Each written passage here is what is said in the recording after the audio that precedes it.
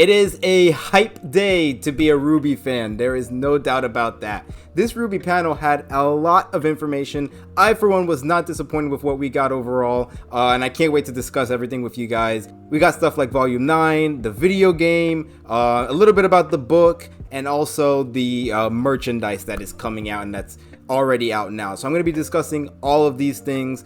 Just so you guys know, if you guys didn't know, there is going to be another RWBY panel that comes out. It's going to be mostly focusing on the video game and the book. So that's going to be a lot more detail on that. And when that comes out, I'll talk about that if I need to. But for now, let's focus on this panel. So Volume 9 is, of course, still in production. I believe that they are almost done with the animatics. So they're getting through that, and they say that everything is going, very smoothly. Everything is working out, but they do not have a release date, which I think is actually a very responsible idea. This way, they don't have to cut corners. They don't have to rush things if they don't need to. Everything could just be as smooth as possible, and then when they feel like they're ready, they'll set a release date. Really, they've been pushing it like November. It could be December, maybe. It's probably gonna, I imagine if it's anything like Volume 8, it's gonna be around November, like the first couple weeks of November. So yeah, there's no set release date, which once again, I think it's fine. This gives them enough room to focus. And I think if Volume 8 has proven anything, is that if you guys give these guys time, you'll be rewarded. I mean, I for one, I loved Volume 8. It's probably like my third favorite volume of the whole series. So, and we gave those guys, we gave them plenty of time. They asked for a break, they got a break. I mean, they technically didn't ask for a break. They said we're taking a break, but it really showed in their work that they needed that break, and that it worked out. We all simply just don't want another Volume 5. We don't want these guys to have to like cut corners, cut fights, cut ideas in order to just get to that deadline. It's best that we just give them the time that they need. If it ends up being December that it comes out, then it'll end up being December that it comes out. But I have a feeling that it'll be worth it. This is a volume that they have been planning for a long time, which is why I have like a lot of great expectations for this. They apparently had this volume in mind since Volume 1. So they had a bunch of time to like work on the thoughts, work on the ideas for this volume, and just like mature it into what it's going to be this year. I have a lot of hope simply because of that, because they had a lot of time to think about how they want this volume to be, what they want to put in there, how it's going to look and everything. Like the things that they talk about is, it helps me breathe easy because they seem to really be into this volume. Apparently this volume is going to be very different. It's going to be a little weird. I, for one, am very excited about that. I mean, RWBY has been around for so long that I think experimenting with the show a little bit, adding some new things is more than welcomed, definitely. So yeah, just the way that they were talking about the volume during the panel, like you could tell that this was definitely a breath of fresh air. Like, there's definitely have been a formula for RWBY, especially since Volume 4, and I feel like this volume is going to be separating themselves from it. I have a video that I recorded about my thoughts of what's going to happen in Volume 9, but I haven't released it yet. In that video, I did say that I just hope that this volume still follows the main plot and it doesn't just feel like one big filler, which I like. There is still that fear that this is just going to lead to nowhere, but at the same time, I'm gonna have faith in them because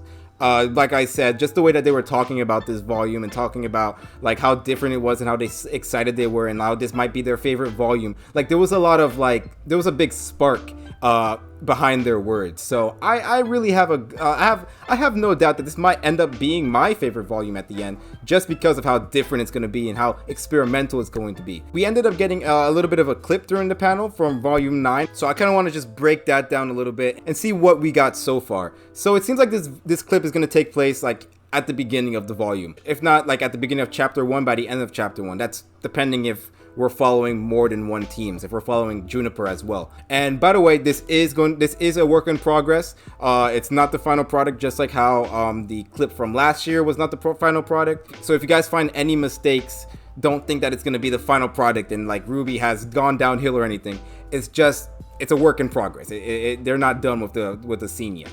But what we do get, I feel like it's just interesting. Like I didn't even notice any mistakes just because of how different and crazy it was. So for the first part and for the most of the clip, we're actually following RWBY's point of view. Like we're actually looking through RWBY's eyes. That was really cool. Like I love the camera work that they were doing with it, the shakiness. It was so different. Like you can already tell from this clip alone that this volume is going to be different. We have never gotten anything like from somebody else's perspective. This, I believe, is the first time that we actually got to see things through other people's eyes, which I thought was great. I love the mood that they were setting, how they captured the craziness of the last couple of episodes from last volume. I loved the shakiness of the camera. I loved hearing RWBY's scared voice.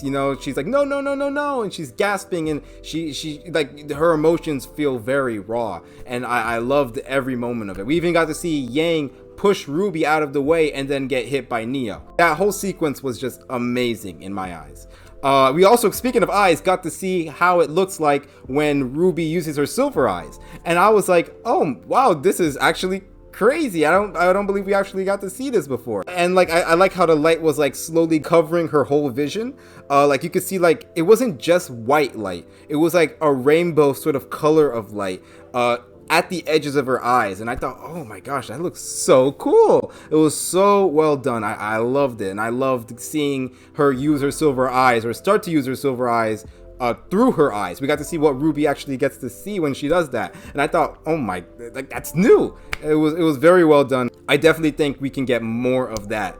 Now I say that, but like, at the same time, like, you can easily overuse that sort of like point of view thing, so hopefully they don't do it too much. But like, I would definitely love to see, like, maybe seeing through Blake's eyes as she's swinging around the jungle, or maybe through Yang's eyes as she's like using her gauntlets and flying through the air, or maybe Weiss's eyes while she's summoning, something like that. I think that this clip alone just, like, gives me so much excitement for the volume that's coming up. Like I said, this seems to be a volume that's going to be full of like experimental things, and based off this clip, they when they said that, they actually meant it. I'm hoping for more experimental things visually and story wise as well. So after RWBY gets sent down into the abyss, we start to see some new stuff, but still through RWBY's perspective, which I think is really cool. For one thing, we see her flying and like touching the light orbs, and it seems like the more down she goes, the orbs like grow. It seems like the orbs were like growing and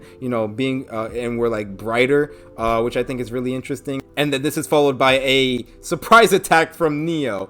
Oh, when I say that, I mean, I actually jumped when Neo came out of nowhere, which is, props to the visuals once again, like, for the point of view thing. Like, that sort of point of view is a great way to use, like, some kind of, not horror, I would say, more like just like a quick jump scare, and Neo scared me. I mean, no doubt about that. Like, her facial expressions definitely said, I'm gonna kill you. And seeing that just pop out of nowhere, I felt like that was like, oh my god, okay, oh Jesus Christ. So we get Neo just still trying to kill RWBY, still trying to get that revenge, and I really like seeing that. I felt like Neo is pretty lacking in Volume 8, I won't lie. Just like her goal of getting to RWBY like was very like last minute, but here you can see just the rage in her face, and her just being like, I finally got you. I don't care if I'm getting dropped into hell, I'm gonna still kill you. And we see her like transforming into Oscar, and she transformed into, I believe, Oscar, Yang, and then human Penny. And I saw on Twitter that somebody pointed out how she seemed to be trying to find like who was most important to her. So she went to Oscar first, and then after she went to Yang, her sister, and that's how she went to Penny. I'm not saying that like Penny is her favorite or something like that. I'm just saying that it seems like Neo is somebody like we saw with Ren and Nora when she transformed into Nora to trip off Yang. Like we can see that horrific Neo's power actually is. Like you can see her trying to look for, hey, is this guy important to you? Hey, is this girl important to you? Hey, is Penny important to you? Who can I transform into to trip you up so I can kill you? Like, whether it's true that Penny is important to her or not is not the point I'm trying to get across. The point I'm trying to get across is Neo's fighting style, how she tries to find what's most important to you and use that against you. So I really like that. I thought that was like very clever and very like horrible at the same time. And like we even get to see Neo as Penny trying to choke RWBY, which is it was very well done. I loved all of that. But we then get out of RWBY's point of view once we hit the new world. And real quick, you notice that somebody is calling RWBY's name. And RWBY is calling RWBY's name over and over again. And it reminded me of Volume 4 when RWBY kept hearing Pyrrha's...